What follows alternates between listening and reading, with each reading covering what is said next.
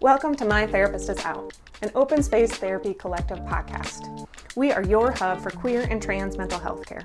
Each episode, we'll speak with one of our therapists or collective members and chat about a mental health topic using a queer lens. And I am your host, Renae Johnson, licensed professional clinical counselor, art therapist, and founder of Open Space Therapy Collective. This week, we have OSTC therapist Kristen Crowe and Debbie Whyte joining us for our very first listener Q&A episode. If you'd like to join the conversation, please DM us on any of our social medias or email us at info@openspacetherapycollective.com.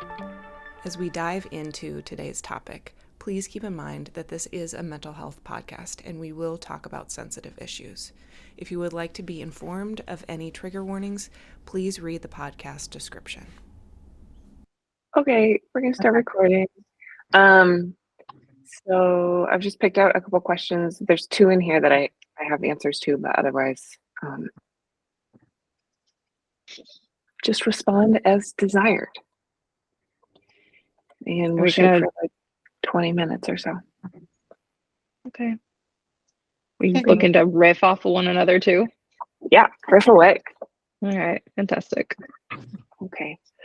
All right, y'all ready? No. Okay. Too bad. Yeah. I wasn't expecting anything different than that. Okay. Welcome to My Therapist Is Out, an open space therapy collective podcast. This is episode 12 for us. So we thought we'd do a little something different. And we have both Kristen and Debbie with us today. And we are going to do Q&A. So we've gotten some questions in and we figured we'd take the opportunity to answer them. Hey guys. Hi. Hi. So I'm just going to start firing away and answer as with whatever comes, and we'll go from there. First one we've got today is a DM from Amanda, who asks, how do you decide what to bring to a therapist when you finally decide to meet a new therapist for the first time?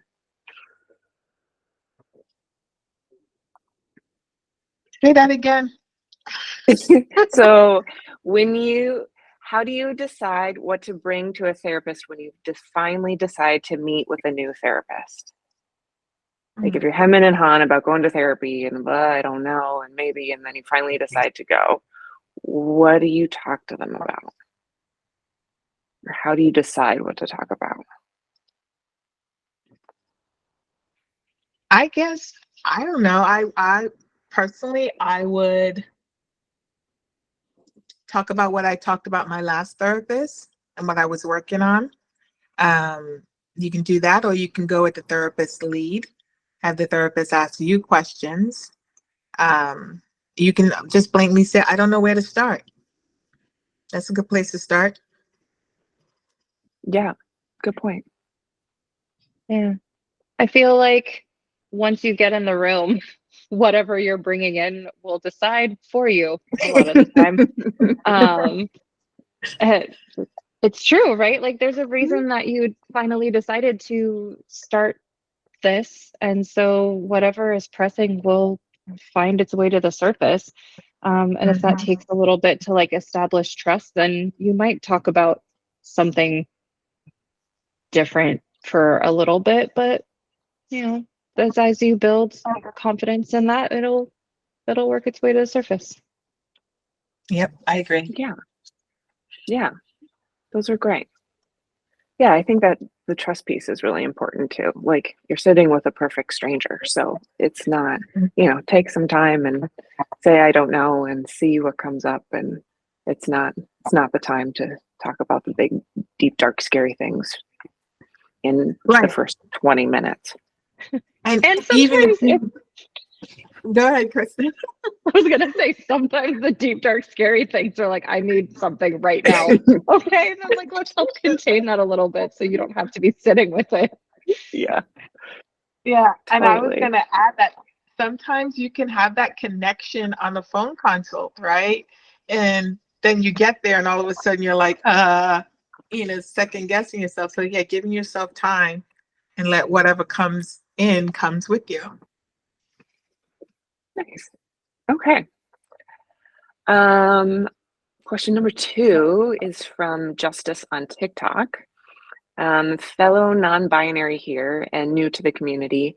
I didn't know that you could be non-binary and gender fluid.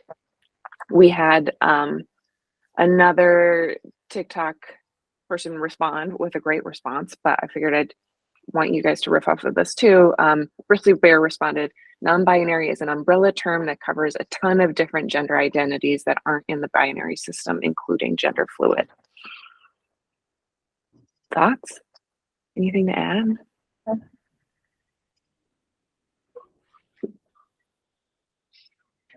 Okay. I was like, I'm having a really hard time reading body language over Zoom. It's really struggle for me.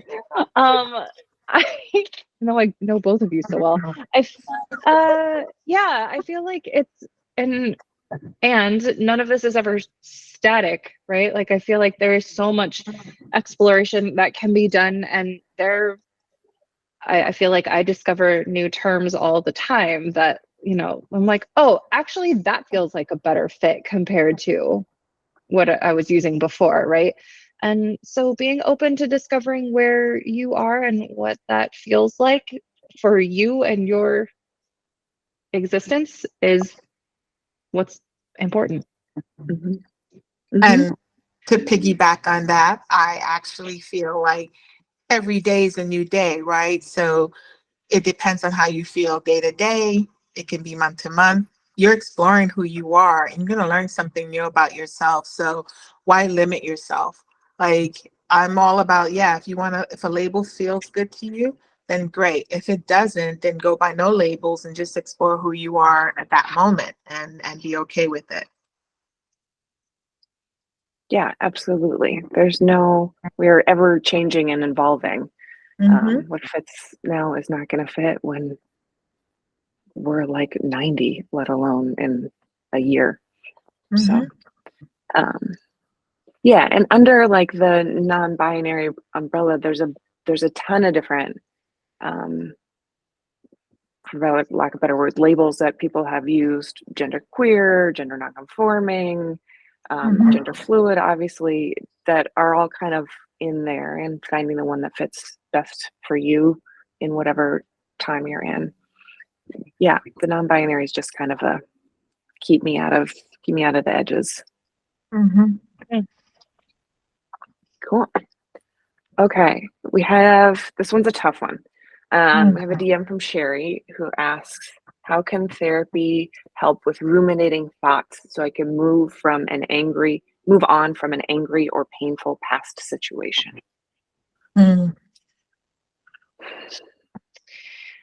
I heard this analogy, like I'm listening to a book, and I heard this analogy about like a garden and how like those ruminating and angry thoughts are the weeds in the garden.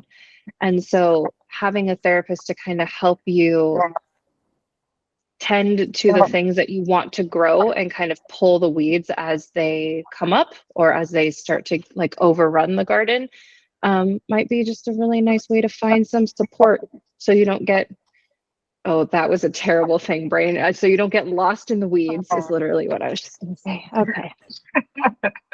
Analogies are great sometimes, and sometimes they just come out wrong. I don't know what to tell you. But I'm sticking to it and acknowledging it was terrible.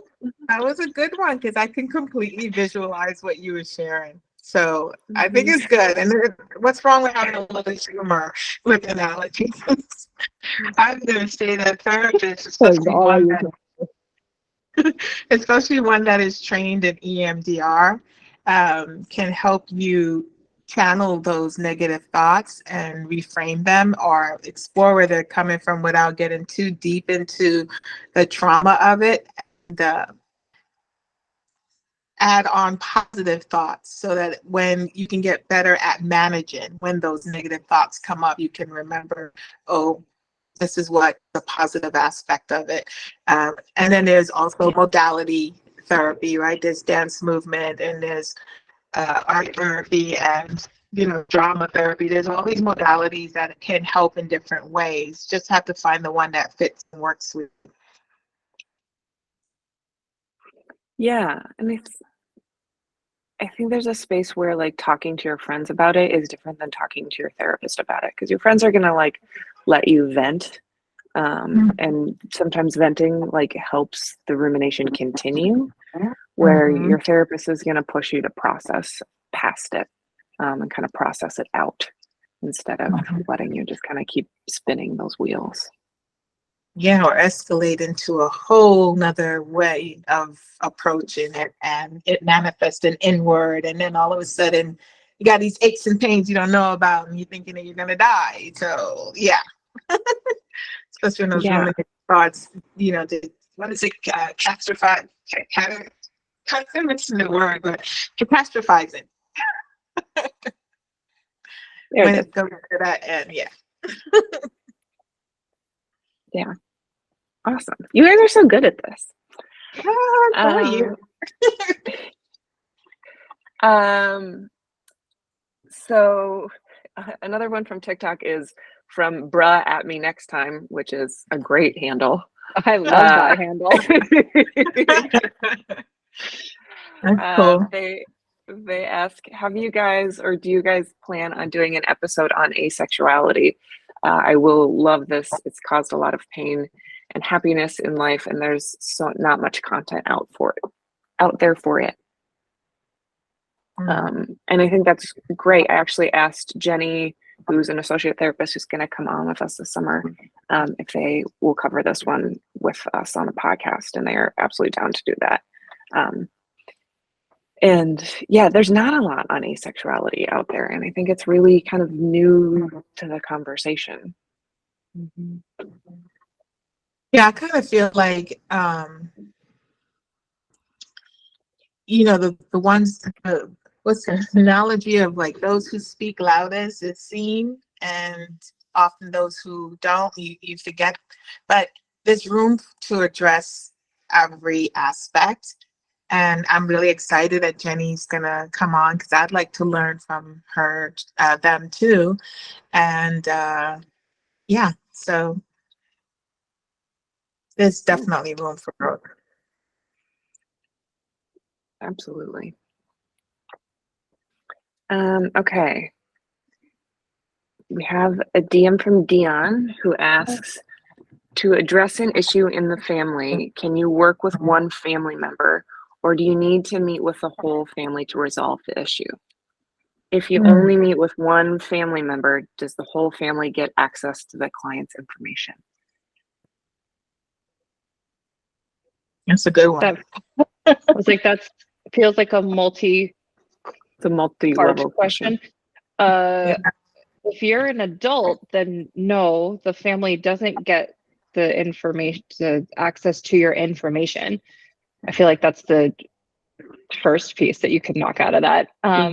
If you're a minor and haven't consented for therapy and they consent for you, then that is something that is a possibility. Am I wrong? Yeah, Debbie, you're the teen pro here. I don't work with teens.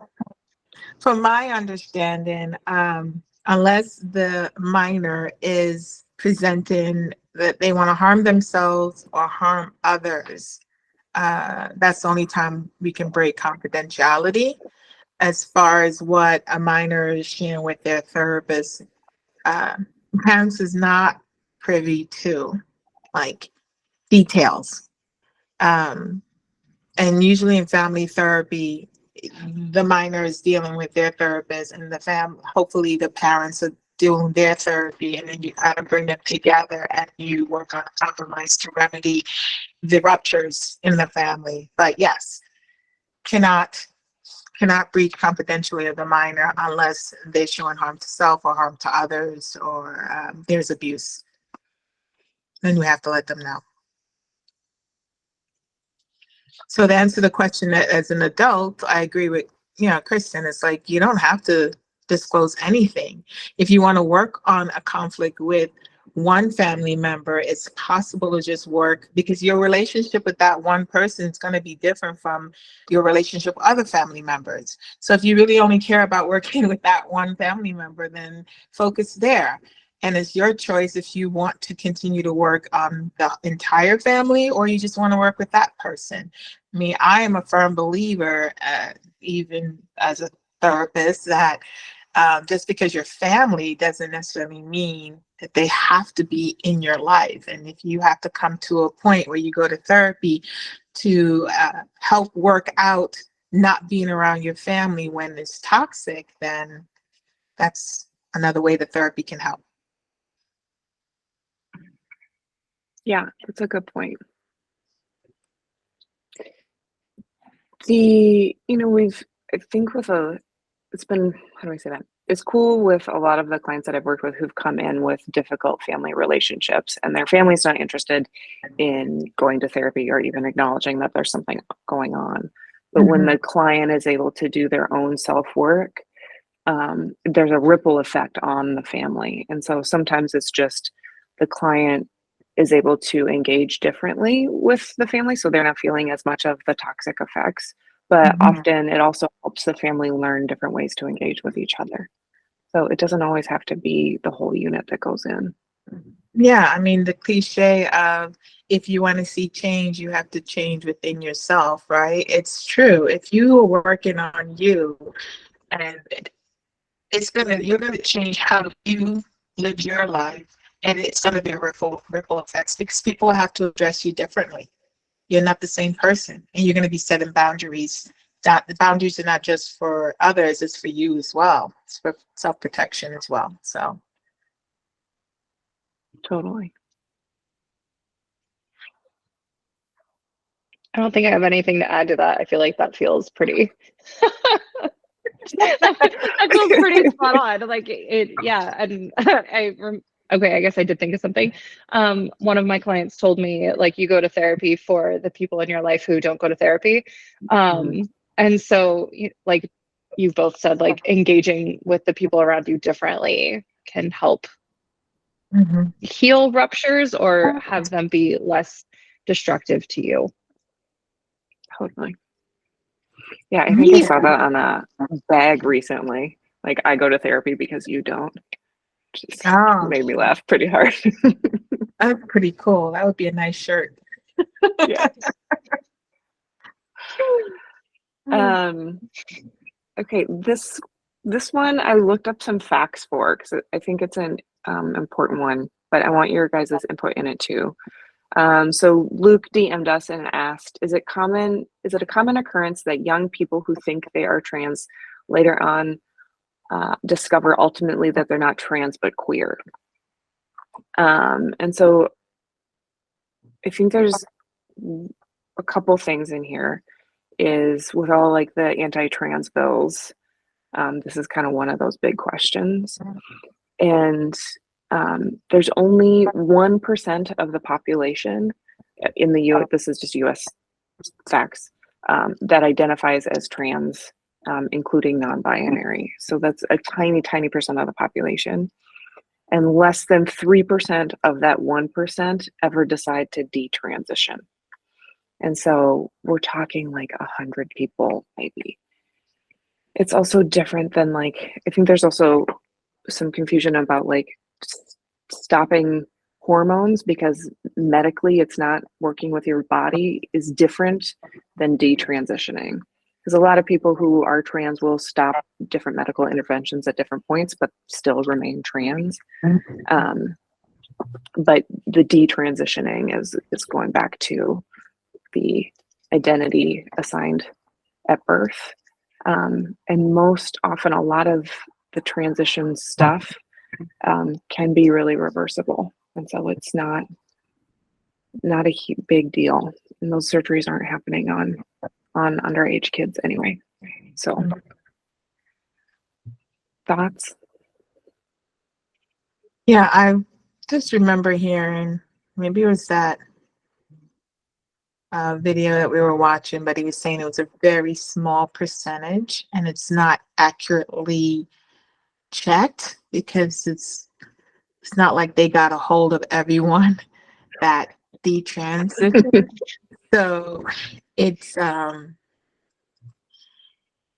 is really, really a small percentage. I generally wouldn't want my clients to put themselves up against what studies say, but more in tune to how they feel. Like, stay on the path of exploring self and finding their authentic voice, and, being open that the labels will change, as opposed to, well, what if I go with this and then I don't want to go with it?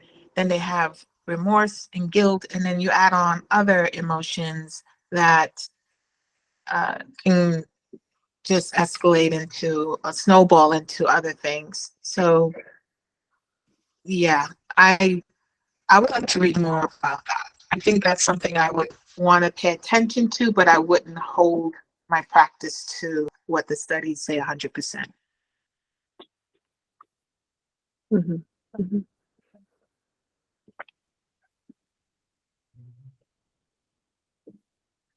I feel like I need the question repeated again because I took in too much information. You got it. Okay. I'm not gonna lie. I can see on your face that I told you more of a question, but I was just, I think I stayed on track. You did. Okay. Okay. All right. Here again. Luke asks, is it a common occurrence that young people who think they are trans later on discover ultimately they are not trans but queer? Okay. Is it a common occurrence? Those are the words that I was missing. I feel like that then if we're looking at the studies, then the short answer would be no, it's not a common occurrence.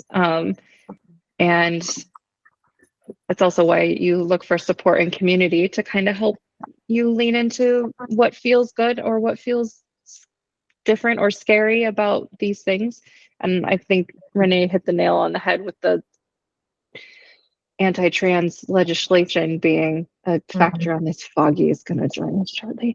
And that creating a lot of external factors that were loud but not deafening before in the way that they are now.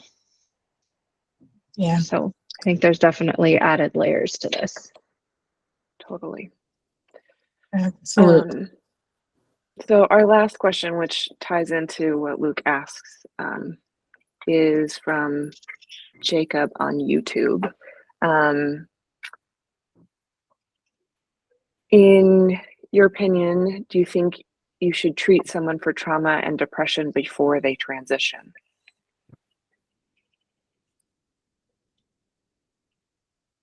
And I'm guessing that Jacob's talking about medical transition, because being trans is just a way of being in the world, and an identity. So I think this question is about medical transition. Yeah, thanks for clarifying that.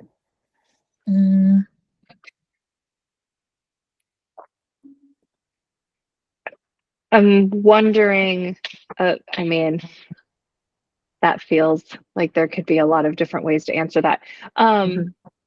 But knowing that there are different definitions of medical transition too, like if there are surgeries versus hormones, or, those, as we've stated, like hormones can be stopped, right? And that can be halted. And are the symptoms of depression being exacerbated by not feeling at home in your body? And is your trauma tied to not feeling at home in your body? And so I wouldn't want to say, like, you have to have your depression and trauma resolved before we can do all of that thing, because that sounds impossible. Yeah, that is impossible. But, yeah. Again, being too polite. I guess this is my habit for this week. But like just noticing how these things shift, like what kind of impact is the treatment having on your depression and your experience of your trauma, and like maybe how do hormones change your perception of these things too, right? Like I feel like it's all an intertwined experience. Yeah. And I don't think that having depression and trauma would magically make you not trans. So, like, I think that it's okay to concurrently do the things. Yeah, totally. Yeah, I totally agree with that. I think I mean, obviously the three of us are very biased here as we think you should be having your trauma and your your depression treated. But it's not, like you're saying, it's not this multi-step process. It's all one big thing. And those things can be negatively affected if you're trans and if you're in a place where you are ready to start medically transitioning. They can absolutely be affecting each other. Mhm. Yeah, I have nothing to add to it, but ditto to both what you said. Cool. Well, thanks so much, guys. This was great. I think we're getting more and more questions, which is awesome. So for those of you out there, if you have any questions, please comment, DM us, email us, and maybe every 12 episodes we'll do a Q&A session together. Yeah.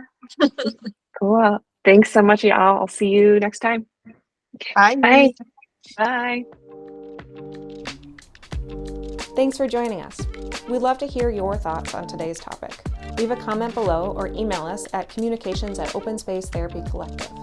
You can follow us on all of the social medias, and if you're in California looking for a therapist, visit our website at openspacetherapycollective.com and book a free intro call with one of our therapists to see if we are the right fit for you.